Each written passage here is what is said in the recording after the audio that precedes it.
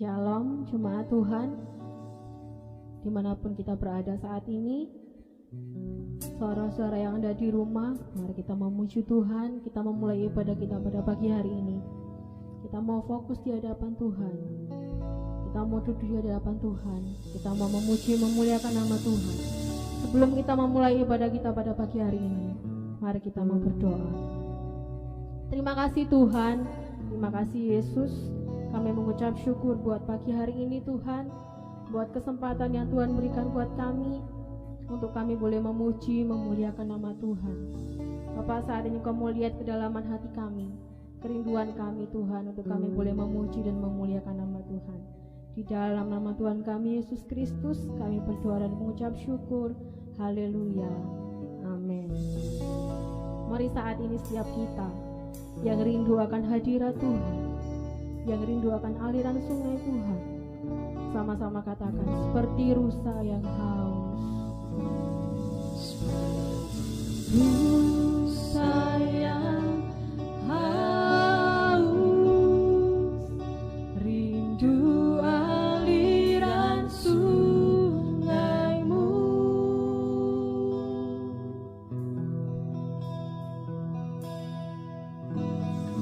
Hatiku tak tahan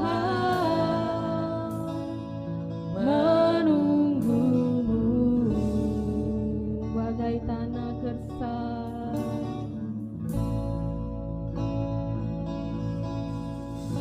bagai tanah gersang,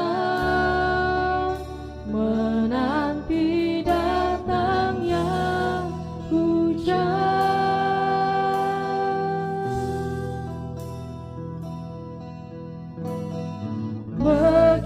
Begitupun jiwaku, Tuhan. Mari sama-sama katakan, seperti rusa yang haus, seperti rusa yang haus, rindu aliran sungaimu.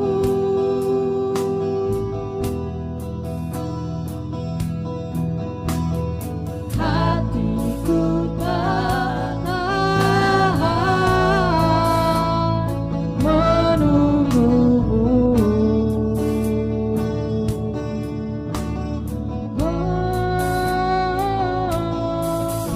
Bagai tanah gersang, menanti datangnya hujan.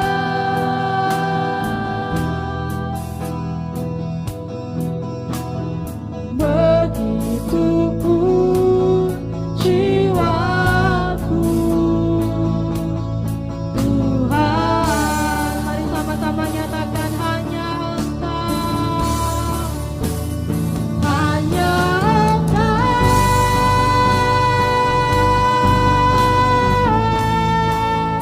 pribadi yang mengenal hatiku.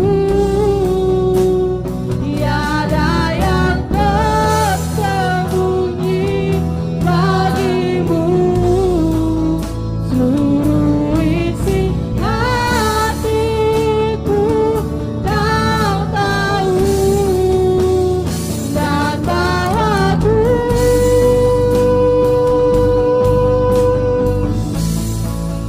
ku lebih dekat lagi padamu, tinggal dalam indahnya tetapan kasih-Mu. Dengan lebih sungguh-sungguh katakan, hanya Engkau, hanya Engkau,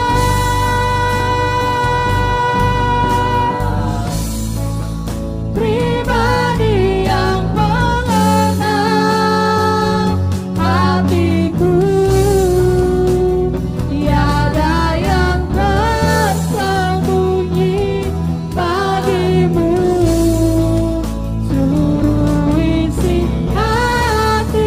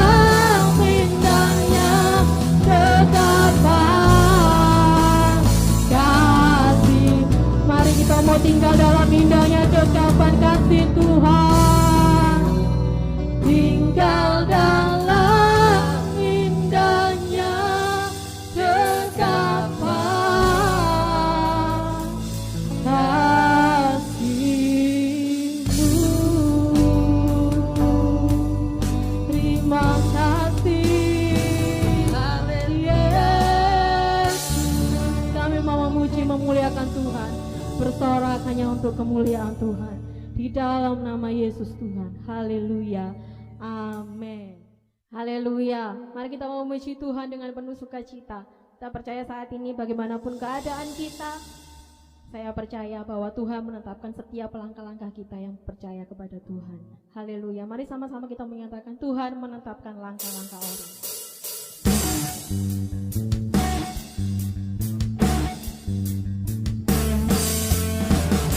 Haleluya.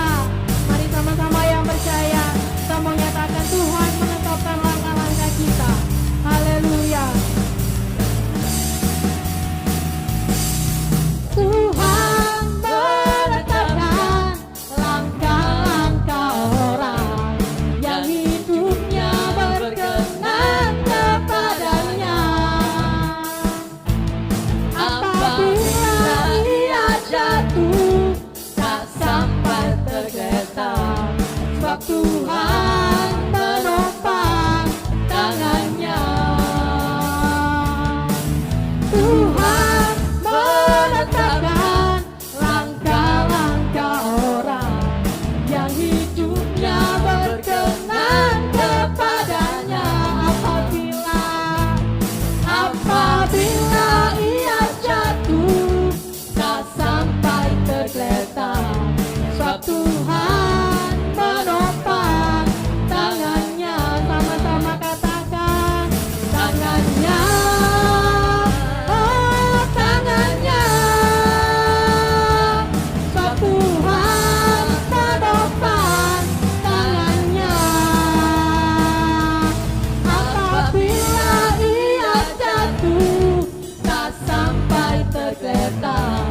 Sebab Tuhan menopang tangannya. Haleluya. Mari sama-sama yang percaya kita mau nyatakan Tuhan kau menetapkan langkah setiap kami.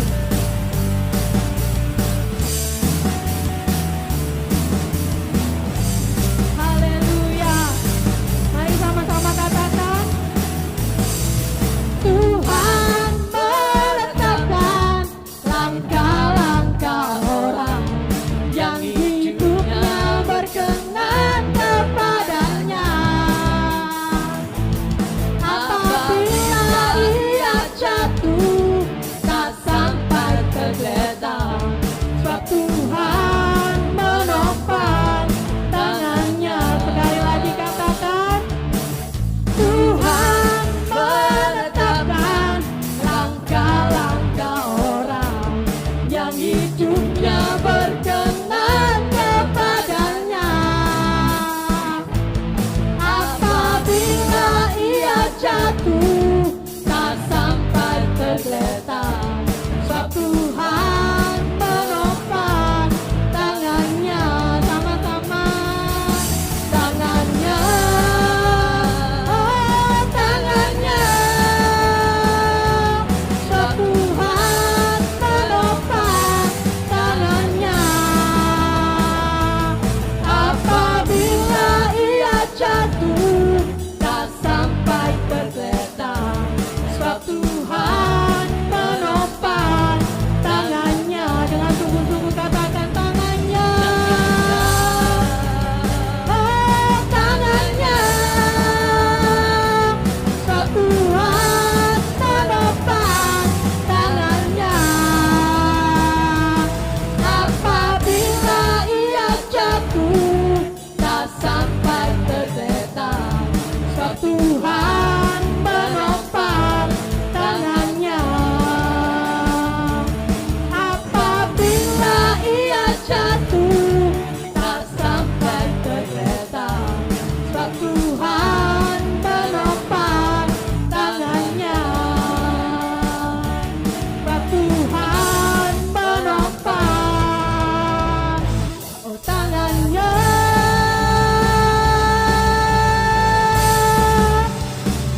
Haleluya. Mari kita mengucapkan hati kita untuk boleh dengarkan firman Tuhan. Bagaimanapun keadaan kita saat ini, saat kita berkata, sering kami tidak mengerti Tuhan apa rencana Tuhan dalam hidup kami. Tapi satu hal kita mau percaya, bahwa jejak Tuhan sempurna dalam hidup kami, Tuhan. Haleluya. Sering ku tak mengerti jalan-jalan-Mu Tuhan, bagai di belantara yang gelap. Tanpa seribu tanya, namun tetap percaya, jejak-Mu Tuhan sungguh sempurna.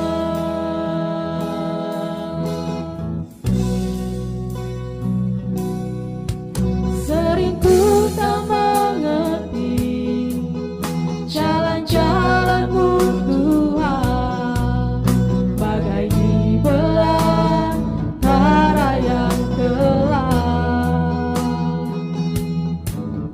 Tanpa seribu tanya, namun tetap percaya, jejak-Mu Tuhan sungguh sempurna. Ajarku memahami semua yang Kau ingini, agar hidupku puaskan hati-Mu. Bagimu aku rela sepenuh hati menghamba, serahkan diri, genapi karya-Mu. Sering kami tak mengerti Tuhan, sering ku tak mengerti jalan-jalan-Mu Tuhan, bagai di belantara yang gelap. Tanpa seribu tanya, namun tetap percaya, jejak-Mu Tuhan sungguh sempurna. Ajar kami, ajarku memahami semua yang Kau ingini, agar hidupku puaskan hati-Mu. Bagimu aku rela sepenuh hati menghamba, serahkan diri, genapi karya-Mu. Ajarku memahami semua yang Kau ingini, agar hidupku puaskan hati-Mu. Bagimu aku rela sepenuh hati menghamba, serahkan diri, genapi karya-Mu.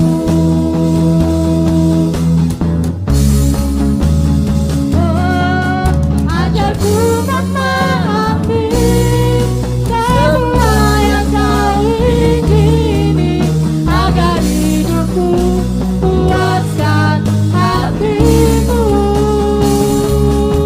Bagimu aku rela sepenuh hati menghamba, serahkan diri, genapi karya-Mu. Serahkan diri, genapi karya-Mu. Serahkan diri, genapi karya-Mu.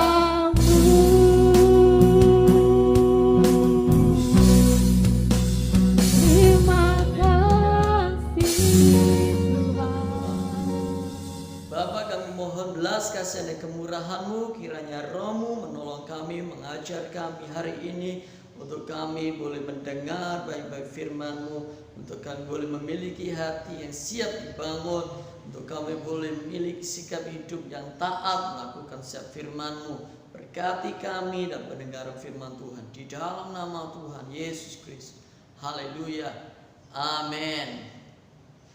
Salam saudara-saudara dikasih Tuhan. Kembali hari ini kita akan belajar tentang doa Bapa Kami bagian yang kelima. Kita sudah belajar 4 hal dari doa Bapa Kami.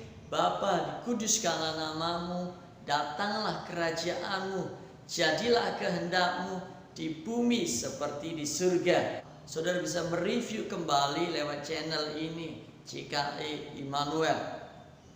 Doa Bapa Kami adalah sebuah doa yang paling sempurna, karena doa ini diajarkan oleh Tuhan Yesus kepada murid-muridnya. Kenapa doa ini penting? Kenapa kita harus belajar doa ini? Karena sejak manusia jatuh dalam dosa, kecenderungan manusia itu selalu berbuat dosa. Apa yang dilakukan manusia cenderung untuk menimbulkan dosa. Pikiran, hati, perasaan, tubuh, jiwa, dan rohnya dikontaminasi dengan dosa. Bahkan dalam doa-doa yang seringkali kita naikkan di hadapan Tuhan diwarnai dengan dosa. Kitab Yakobus pasal yang keempat ayat yang ketiga berkata demikian. Atau kamu berdoa juga, tetapi kamu tidak menerima apa-apa, karena kamu salah berdoa. Sebab yang kamu minta itu hendak kamu habiskan untuk memuaskan nafsumu. Karena pikiran, hati, perasaan manusia sudah cenderung dalam dosa, sehingga doanya menjadi salah. Doanya menjadi tidak benar. Doanya keliru. Doanya hanya sekedar untuk memuaskan keinginan pribadi, memuaskan hawa nafsu. Apa yang diminta, apa yang dimohonkan kepada Bapa hanya sekedar untuk menginginkan dan memuaskan keinginan pribadinya. Doa bukanlah sarana untuk kita bisa memaksa Tuhan melakukan apapun yang kita mau. Kita minta itu, kita minta tolong ini, kita minta segala sesuatu kepada Bapa di surga karena kita ingin keinginan kita dipuaskan. Dan itu bukan doa. Tetapi doa adalah sarana buat kita mengerti kehendak Tuhan. Doa adalah sarana untuk kita bisa membangun keintiman dengan Tuhan. Doa adalah sarana untuk kita bisa hidup karib dengan Tuhan. Dengan hidup karib dengan Tuhan, maka kita dapatkan tuntunannya, kita dapatkan sarannya, sehingga apa yang kita kerjakan, termasuk juga apa yang kita minta, pasti akan seturut dengan Bapa. Kita akan baca di kitab Matius pasal yang ke-6 ayat yang ke-11. Demikian firman Tuhan. Berikanlah kami pada hari ini makanan kami yang secukupnya. Pada bagian doa Bapa Kami seri yang kelima ini, saya mau ajarkan 3 hal untuk kita bisa terapkan dalam kehidupan kita sehari-hari. Yang pertama adalah meminta adalah hak seorang anak. Lewat doa Bapa Kami, Tuhan Yesus mau mengajarkan untuk kita bisa meminta kepada Bapa. Karena kita anak, kita punya hak untuk meminta kepada Bapa. Di ayat yang lain dalam kitab Matius pasal yang ke-7 ayat ke-7 berkata demikian. Mintalah maka akan diberikan kepadamu, carilah maka kamu akan mendapat, ketoklah maka pintu akan dibukakan bagimu. Ini adalah rangkaian khotbah Tuhan di bukit kepada murid-muridnya. Pada momen yang tertentu di hari yang lain, Tuhan juga mengajarkan kepada murid-muridnya untuk meminta. Karena Bapa pasti memberi apa yang kita minta. Sebagai anak kita memiliki hak untuk meminta kepada Bapa. Termasuk sebagai gereja ketika kita dapati tidak banyak pekerja gereja, Bapa memberikan perintah untuk meminta. Di Matius pasal yang ke-9 ayat 38 berkata, karena itu mintalah kepada Tuhan yang empunya tuaian, supaya ia mengirimkan pekerja-pekerja untuk tuaian itu. Jadi jangan takut jika gereja kehilangan para pelayan Tuhan. Jangan takut jika banyak dari para pelayan Tuhan mengundurkan diri karena gereja itu tidak bisa memberkati hidupnya.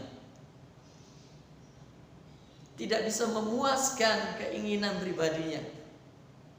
Karena gereja bukan tempat untuk kita mendapatkan apa yang kita mau.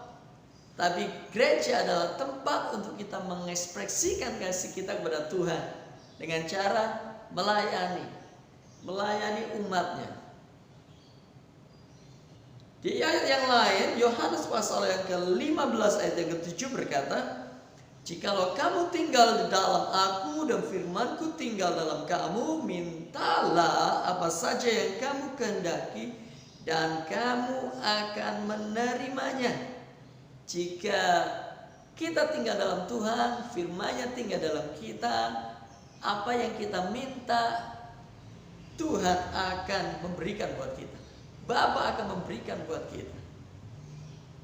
Jika kita menghidupi 4 bagian dari doa Bapa kami dan kita melanjutkan bagian yang kelima dengan minta kepada Bapa, memakai hak kita sebagai anak untuk meminta kepada Bapa, maka Ia akan memberikan buat kita. Sebab Bapa murah hati, Ia memberi kepada yang meminta. Yohanes pasal yang ke-16 ayat 24, ini luar biasa yang perlu kita tahu. Demikian firman Tuhan. Sampai sekarang kamu belum meminta suatu pun dalam namaku. Mintalah maka kamu akan menerima, supaya penuhlah sukacitamu. Minta kepada Bapa supaya penuhlah sukacitamu. Karena Bapa akan memberikan apa yang kita minta. Jika kita meminta roti, ya Bapa yang akan memberikannya.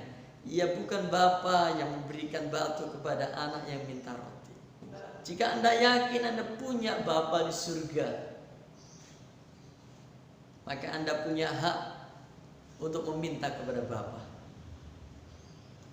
Ada 5 dasar kebutuhan manusia yang harus dipenuhi menurut Maslow.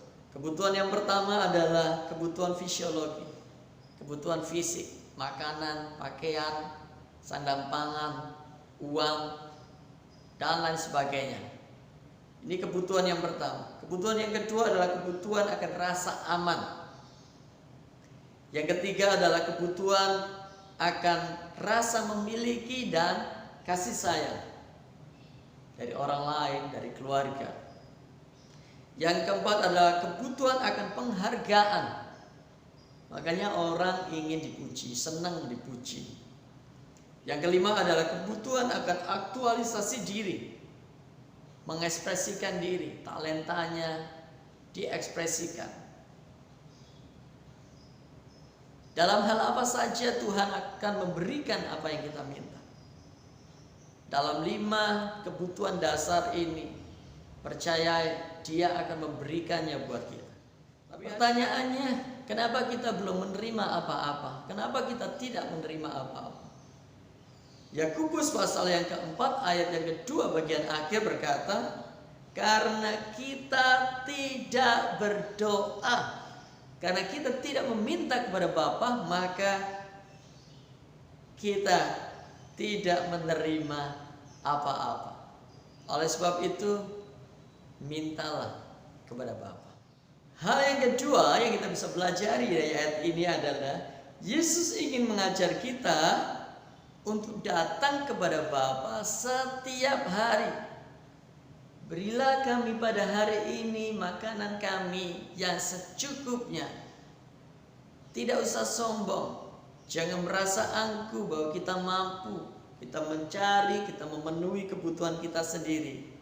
No, jika bukan karena berkat Bapa, bukan karena kecampur tangan Bapa, kita tidak akan pernah bisa menerima dan menikmati. Oleh karena itu Yesus mau mengajarkan bahwa kita harus datang kepada Bapa setiap hari. Sebagai seorang anak dan Bapa, sudah sepatutnya untuk kita membangun relasi dengan Bapa. Dengan datang kepada Bapa, kita akan mengerti kehendaknya. Dengan datang kepada Bapa, kita akan mengerti nasihatnya. Sehingga setiap langkah yang kita kerjakan hari ini, sepanjang hari ini, ada dalam tuntunan Bapa. Ingat, Bapa ingin kita bergantung dengan Bapa. Mungkin ada banyak dari kita merasa bangga dengan apa yang kita dapat sekarang sehingga kita lupa untuk bergantung dengan Tuhan. Tetapi keadaan hari-hari ini memaksa umat-umat percaya untuk tidak lagi bergantung dengan apa yang jadi kehebatan mereka. Orang pinter, orang berpengalaman, orang yang sudah cakap melakukan sesuatu, orang yang punya gaji besar sekarang tidak lagi sanggup untuk membanggakan apa yang dia peroleh. Banyak perusahaan mem-PHK karyawan termasuk umat-umat percaya jadi korbannya. Hal ini memaksa mereka untuk tidak bisa lagi bergantung dengan apa yang mereka terima setiap bulan waktu mereka bekerja. Yang memaksa kita untuk bergantung kepada Tuhan. Dengan tidak ada gaji bulanan, mau tidak mau kita akan sungguh-sungguh bergantung dengan Tuhan. Untuk itulah Tuhan menyuruh kita untuk datang kepada Bapa setiap hari. Karena kita perlu campur tangannya, kita perlu hikmatnya, kita perlu perkenanannya, kita perlu berkatnya. Ia yang akan memberkati kita. Bahkan pada waktu tidur pun Ia akan memberkati kita. Sehingga apa yang kita kerjakan ya Tuhan buat berhasil, Bapa buat berhasil dan beruntung. Haleluya. Karena itu datanglah kepada Bapa setiap hari. Yang ketiga yang kita bisa pelajari dari ayat ini adalah ukuran berkat yang Bapa berikan buat kita setiap hari itu cukup. Ukuran berkat kita berbeda dengan ukuran berkat orang lain. Apa yang menjadi berkat orang lain belum tentu cukup buat kita. Hal yang sebaliknya juga begitu. Karena di mata Bapa berkat yang kita terima hari ini cukup. Tidak kekurangan. Kalaupun Tuhan memberikan kita lebih, Tuhan mau mengajar kita untuk kita bersyukur di hadapan Tuhan. Dengan cara ukuran berkat seorang keluarga yang punya anak satu dengan ukuran berkat seorang keluarga yang punya anak 3 pasti beda. Lain kali kita akan bahas ini bagaimana kita bisa memperbesar kapasitas berkat kita. Dengan mempersiapkan apa yang perlu supaya berkatnya diberkati. Seorang gembala memiliki tugas pelayanan yang banyak, memerlukan ukuran dan takaran berkat yang berbeda-beda. Tidak hanya dalam hal materi, tapi juga dalam banyak hal. Hikmat, pengetahuan, kebijakan. Jangan mengukur berkat Tuhan hanya dari sekedar materi. Sekalipun materi, uang itu penting, tetapi kita tidak boleh mengukur berkat itu hanya pada satu sisi. Memang pelayanan perlu uang. Untuk membangun gedung gereja perlu uang. Untuk berbagi dengan orang lain perlu uang. Tetapi berkat Tuhan tidak semata-mata bisa diukur hanya dari uang atau materi. Dari banyak hal. Kebahagiaan, sukacita, damai sejahtera itu bagian dari berkat Tuhan. 5 kebutuhan dasar manusia, jika setiap kita memenuhinya, itu jauh lebih dari sekedar cukup. Oleh karena itu, jangan membanding-bandingkan berkat yang kita terima dengan berkat yang orang lain terima. Ingat, takaran berkat yang Tuhan berikan buat kita cukup. Jika berlebih, mari bersyukur di hadapan Tuhan, karena Tuhan memberikan lebih dengan cara berbagi. Secara singkat saya bisa simpulkan 3 hal yang kita bisa pelajari hari ini. Yang pertama adalah kita punya hak untuk meminta kepada Bapa sebagai seorang anak. Yang kedua, Tuhan ingin mengajarkan untuk kita datang kepada Tuhan setiap hari dengan memohon perkenanan, memohon berkat-Nya, kemurahan, dengan memohon untuk Tuhan memberikan nasihat-nasihat, pewahyuan, tuntunannya. Yang ketiga adalah takaran berkat yang Tuhan berikan buat kita dan orang lain itu cukup, tidak kurang. Tuhan Yesus memberkati. Mari kita berdoa. Bapa, hamba berdoa buat setiap kami yang mendengar baik-baik firman-Mu dan siap-siap melakukan firman-Mu dengan tidak menyimpang ke kanan dan ke kiri. Engkau yang dari surga mendengar setiap keinginan, keperluan, kebutuhan kami menurut kekayaan dan kemuliaan-Mu. Engkau sendiri Tuhan yang memenuhinya. Di dalam nama Yesus Kristus kami berdoa, Bapa, angkat umat-Mu terus naik dan tidak turun, menjadi kepala bukan ekor, menambahkan kapasitas kami Tuhan, untuk kami boleh banyak memberkati orang lain. Di dalam nama Tuhan Yesus Kristus, berkat damai sejahtera yang melampaui segala akal turun atas setiap keluarga umat-Mu. Di dalam nama Tuhan Yesus Kristus kami berdoa memberkati Indonesia, dipulihkan Indonesia, dijauhkan, dibebaskan dari virus corona, dijauhkan dari resesi ekonomi. Hikmat-Mu turun atas para pemimpin, atas para menteri, untuk mencetuskan kebijakan-kebijakan yang surgawi. Di dalam nama Tuhan Yesus Kristus kami percaya semuanya ada dalam kendali Tuhan. Di dalam nama Tuhan Yesus Kristus yang percaya, terima berkat ini dengan iman. Haleluya. Amin. Bapak terima kasih. Bapak terima kasih. Bapak terima kasih.